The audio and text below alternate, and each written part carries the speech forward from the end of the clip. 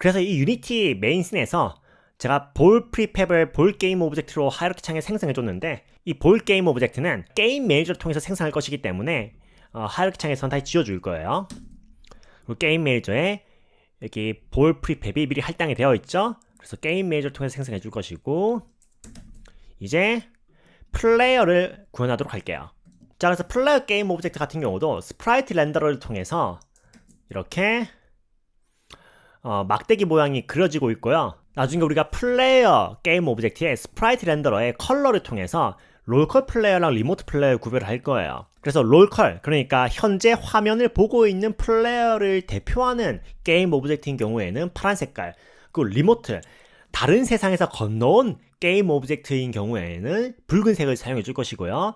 그 다음에 이제 플레이어 스크립트가 여기 존재하고 플레이어 게임 오브젝트로서 동작하게 만들어줄 박스 컬러에다가 붙어 있어서 우리가 볼이 와서 충돌을 할 수가 있고요. 물론 2D 버전이지만요. 그리고 리지드 바디 2D 컴포넌트가 있어서 이 리지드 바디 2D 컴포넌트를 통해서 플레이어를 움직여줄 거예요. 그리고 포톤 뷰 컴포넌트가 있기 때문에 롤컬과 리모트 사이에 동기화가 이루어지고요. 포톤 트랜스폼 뷰 컴포넌트가 붙어있기 때문에 정확히 포지션이 체크되어 있기 때문에 롤컬과 리모트 사이에서 위치 값이 포톤 뷰 컴포넌트를 통해서 동기화가 될 거예요. 그러면 이제 이 플레이어 스크립트를 더블 클릭해서 연 다음에 완성하도록 할게요. 자, 그럼 플레이어 스크립트를 연 다음에 확인해보면 플레이어 스크립트도 자기 자신의 포톤뷰 컴포넌트로 직접 접근하기 위해서 모노 비헤비어 펀을 상속을 받았고요.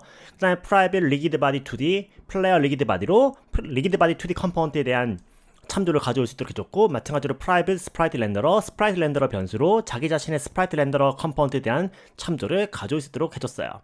그 다음 퍼블릭 플로 스피드로 속도를 변수로 선언해줬고, 자, 그럼 이제 프라이빗 보이드 스타트에서 먼저 사용할 컴포넌트에 대한 레퍼런스를 들고 와야겠죠. 그래서 먼저 플레이어 리지드 바디는 equal get 컴포넌트 리지드 바디 2D,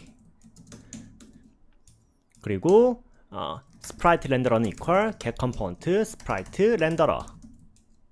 그래서 리지드 바디 2D랑 스프라이트 렌더러에 대한 레퍼런스를 가져온 다음에, 자, 그 다음에 현재 이 플레이어 스크립트가 붙어있는 플레이어 게임 오브젝트가 롤컬이냐 리모트이냐, 즉 나 자신의 세상에서 태어난 게임 오브젝트이냐, 타인의 세상에서 태어나서 나 자신의 세상으로 넘어온 리모트이냐에 따라서 색깔을 다르게 줄 거예요. 그래서 만약에 여기서 포톤 뷰, 그래서 모노 비헤비어 펀을 상속받았기 때문에 자기 자신의 포톤 뷰 컴포넌트, 그러니까 플레이어 게임 오브젝트에 이 포톤 뷰 컴포넌트로 즉시 접근할 수가 있는데, 그래서 is mine, 현재 롤컬 플레이어의 롤컬 게임 오브젝트라면, 그렇다면 스프라이트 렌더러의 컬러를 컬러.blue로 해줄 거예요. 그게 아니라 다른 플레이어에서 생성된 다음에 동기화를 통해서 현재 씬에 생성된 리모트 오브젝트라면 스프라이트 렌더러의 컬러를 컬러.red로 해줄 거예요. 그리고 업데이트 메서드에서는 플레이어 입력에 따라서 리지드 바디 2D를 사용해서 움직여 줄 건데, 현재 플레이어 게임 오브젝트 위치를 롤컬인 경우에만 입력이 먹어야겠죠. 그래서 not photon view is mine, 현재 플레이어가 롤컬이 아니라면 아래에 있는 코드에 도달하지 못하도록 리턴을 걸어주고요. 현재 이 스크립트를 동작시키는 게임 오브젝트가 롤컬 게임 오브젝트라면 그대로 아래에 도달해서 input은 equal input 버튼에 vertical input을 받아오고요.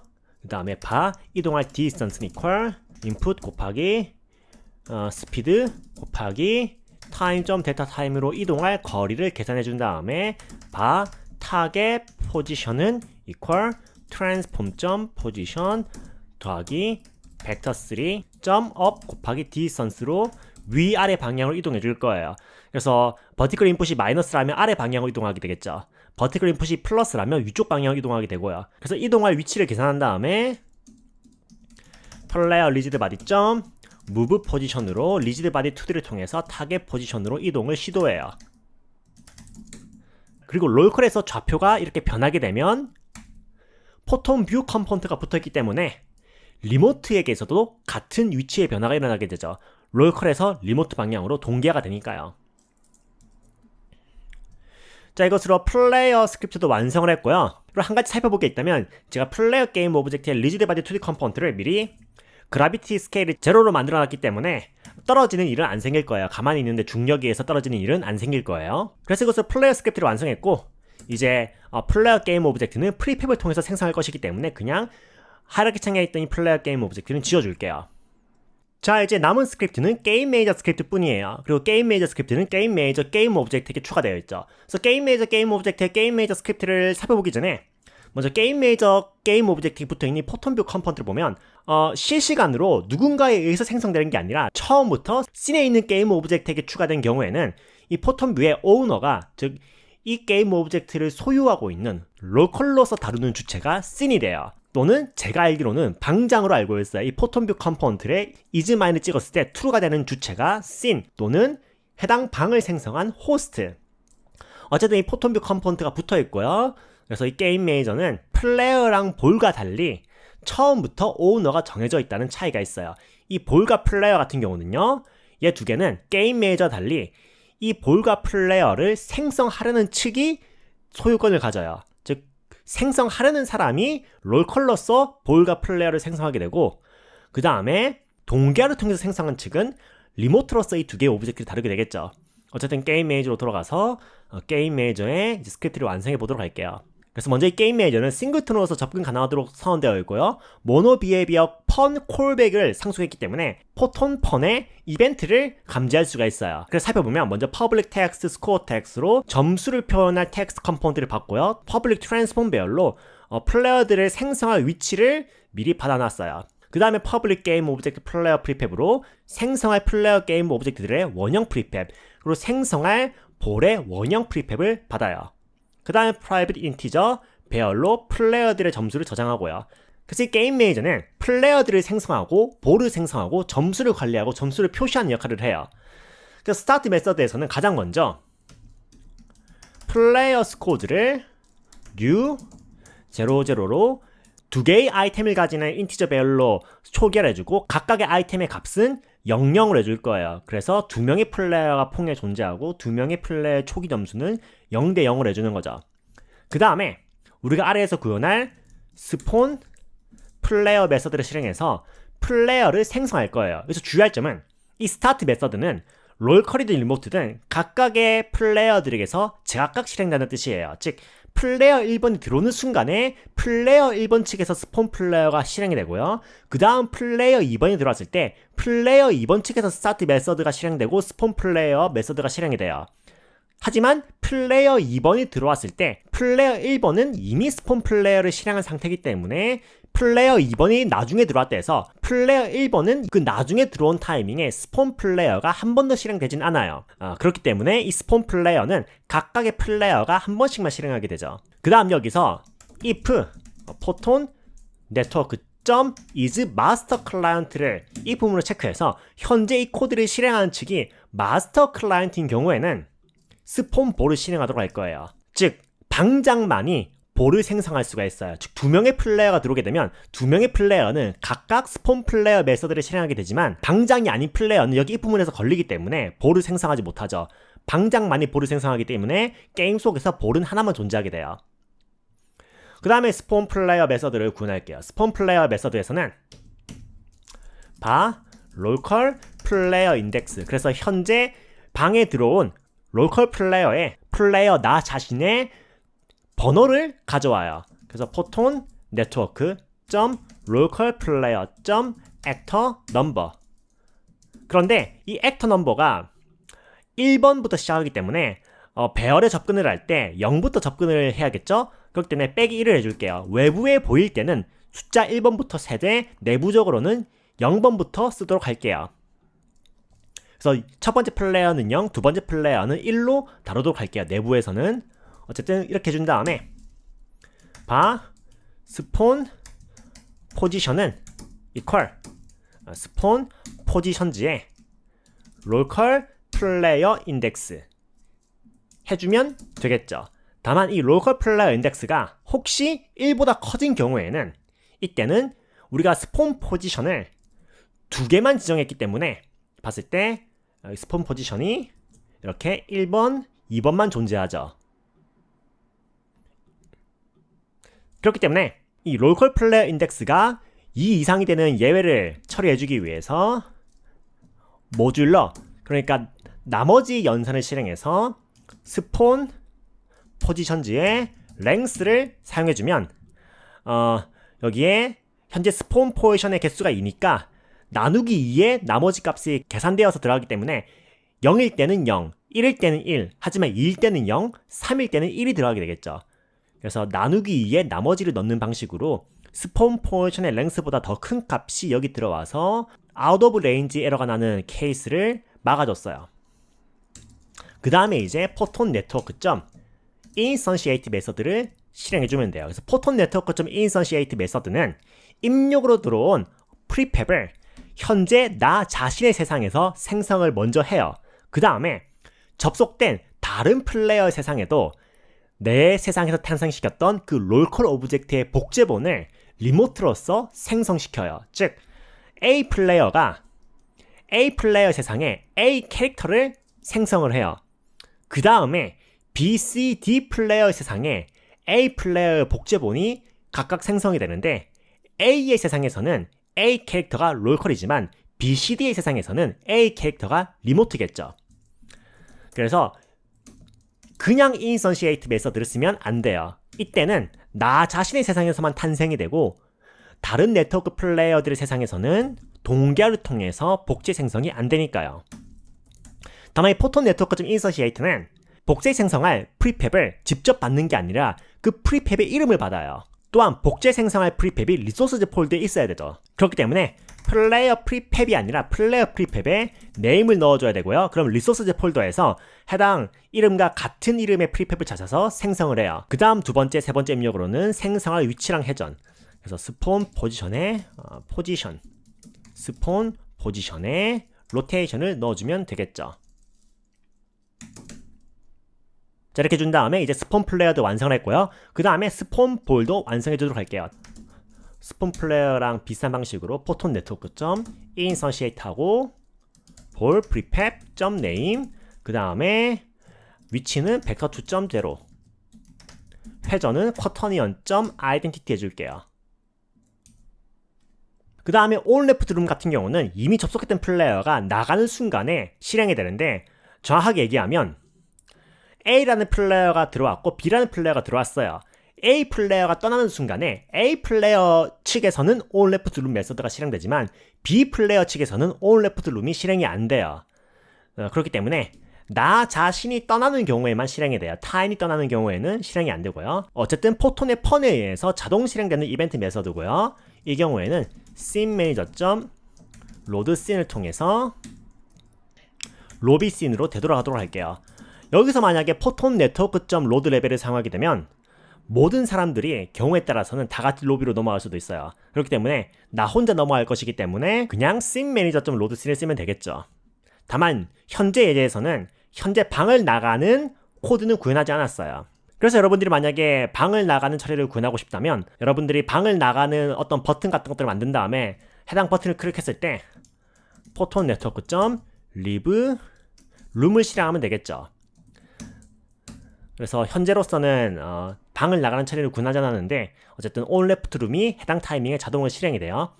그 다음에 이제 addScore 메서드. 그래서 addScore 메서드는 입력으로 플레이어 등록번호를 받고 그 다음에 증가시킬 점수를 받아서 표현해주면 되는데, 그래서 플레이어 스코어즈 한 다음에 플레이어 넘버 빼기 1 플러스 이퀄 스코어.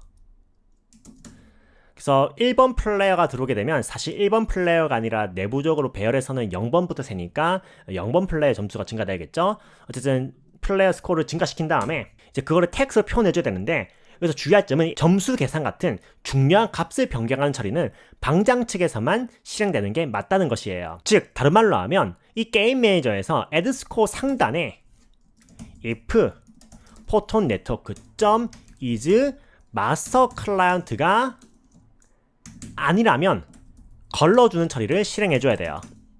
그래서 마스터 클라이언트인 경우에만 addScore가 동작을 하게 되고요. 다른 말로 하면 호스트가 아닌 측에서는 내부적으로 점수값에 대한 변화나 계산을 실행할 수가 없어요. 대신에 변화한 점수를 마스터로부터 전달받을 뿐이죠. 어쨌든 이렇게 변경된 점수를 텍스트를 통해서 표현을 해야 되잖아요. RPC 업데이트 스코어 텍스트를 RPC를 통해서 모든 클라이언트 측에서 실행하도록 해줘야 돼요. 그래서 photonview.rpc를 통해서 RPC 업데이트 스코어 텍스트를 마스터 측에서 모든 클라이언트 방향으로 실행하도록 전파해주면 돼요. 그렇게 되면 add score 자체는 마스터 클라이언트에서만 실행이 되지만 이 RPC 업데이트 스코어 텍스트는 모든 클라이언트에서 실행이 되겠죠. 그래서 입력으로는 RPC 타겟, 그래서 어떠한 클라이언트에서 이 RPC 업데이트 스코어 텍스트 메소드를 실행시킬 것인가, 모든 클라이언트가 실행하도록 해주고요. 그 다음에 전달할 값으로는 플레이어 스코어즈의 0번째 플레이어, 이렇게 첫 번째 플레이어의 점수 텍스트, to string, 두 번째 플레이어의 플레이어 스코어즈, 그래서 조금 줄 바꿈을 할게요.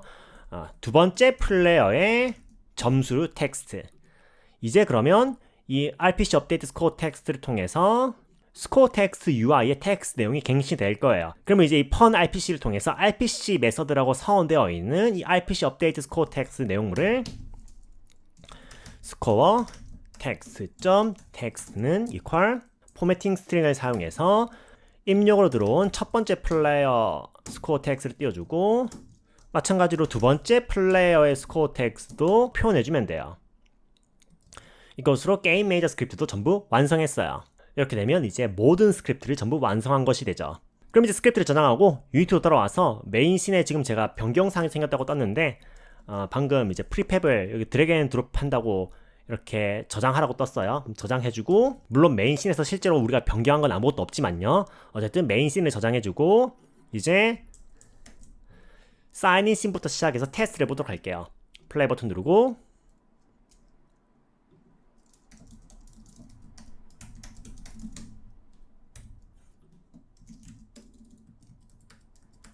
로그인 해주고 로그인 비밀번호가 제가 틀린 것 같네요. 로그인 해주고 로그인이 됐고 기다렸다가 마스터 서버에 접속이 성공하면 조인 버튼 눌러서 이렇게 접속이 됐고 위아래 화면을 클릭해서 이렇게 이동이 되는 걸 확인할 수가 있어요. 그리고 아직 두 명의 플레이어가 접속하지 않았기 때문에 공이 가만히 있죠. 일단 메인 씬까지 제대로 들어간 걸 확인했으니까 이제 이 유니티 네트워크 폰 게임을 빌드에서 실행해서 두 명의 플레이어가 제대로 접속이 되는지를 확인해 볼게요. 그래서 여러분들이 안드로이드 빌드를 해도 정상적으로 동작을 할 거예요. 다만 이 비디오 시리즈는 안드로이드에 대한 시리즈는 아니기 때문에 안드로이드나 iOS로 빌드하는 건 여러분들의 몫으로 남겨두도록 할게요. 그래서 저는 여기서 테스트를 위해서 데스크톱 빌드로 변경해주고 PC 또는 맥 버전으로 변경한 다음에 테스트를 위해서 빌드 앤 런을 하고 적당한 곳에 빌드라는 폴더를 만들어서 빌드에 놓고 두 명의 플레이어가 접속이 되는지를 테스트를 해볼 거예요. 그래서 빌드에서 실행이 됐고 이제 유니티 에디터 측과 빌드된 퐁 측에서 동시에 접속을 해볼게요. 그래서 첫 번째 플레이어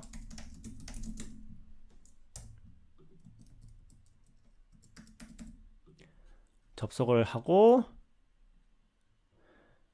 두 번째 플레이어도 자 화면을 좀 줄여서 접속을 하고요.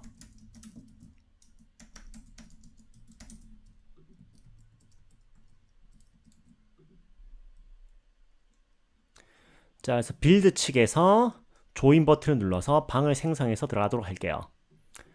그 다음에 이제 두 번째 플레이어도 조인 버튼 눌러서 빈 방에 접속을 하면 이런 식으로 자, 동기화를 통해서 잘 게임이 실행되는 걸 알 수가 있어요. 그래서 지금 네트워크 상태에 따라서는 여러분들이 동기화가 좀 어색해 보일 수도 있고 지금 이제 화면이 이쪽은 가로 길이가 길어서 벽이 화면 안쪽에 있어서 가상의 벽이 여기서 튕겨나가게 되는데 어쨌든 기본적인 동작이 잘 실행되는 걸 알 수가 있어요. 그래서 롤컬인 경우에는 파란 색깔, 즉 나 자신은 파란 색깔, 상대방은 빨간색으로 보이는 걸 잘 알 수가 있고 점수도 잘 동기화되는 걸 알 수가 있죠. 그래서 이것으로 잘 동작을 확인을 했고요. 이제 닫아주고 한 명이 나가면 이렇게 멈춰요. 자, 이것도 닫아주고 그래서 이것으로 멀티플레이어 게임을 개발하는데 필요한 모든 기초 지식을 다뤘던 유니티 멀티플레이어 네트워크 폰 게임 한 방에 만들기를 끝내도록 할게요. 그러면 다음 비디오 시리즈에서 봅시다.